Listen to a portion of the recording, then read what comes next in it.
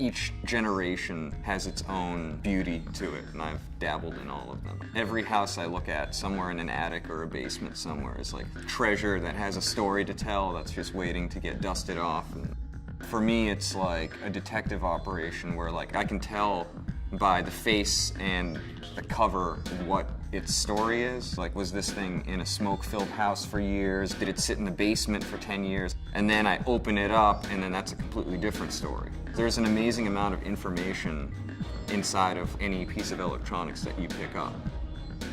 A lot of people have crazy attachment to the thing that gives you music. There was a guy who brought in his grandfather's old stereo system. His grandfather was a cigar smoker, so this thing was like yellow and brown and barely working, and I spent a week fixing it inside, and then I took an attack at refinishing the wood case and refinishing the faceplate. The guy came back and he literally had tears in his eyes because it was like he'd never actually seen it as it was when new, and it's like sentimental for him because it was his grandfather's, you know.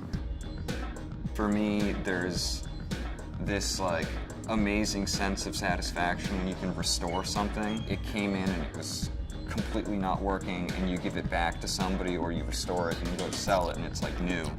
That there's a magic about bringing this thing back to life. I still feel the magic, but I feel more of like the wizard in control of it, as opposed to like the person who's on the receiving end of it and they're like, this is great, but I don't understand why it's great.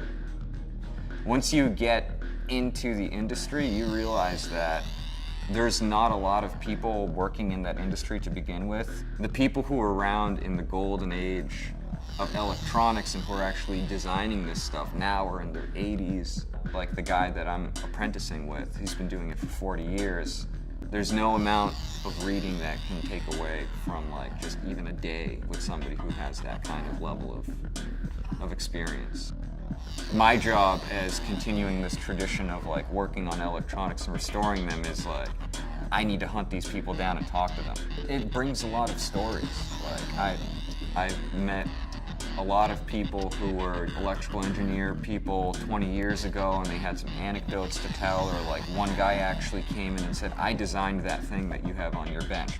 Just the other day I was restoring a piece for the guy who invented THX surround sound, and so like I got to speak with him and like, get little gleanings. It was cool to be like fixing stuff for the guy who designed the stuff in the first place.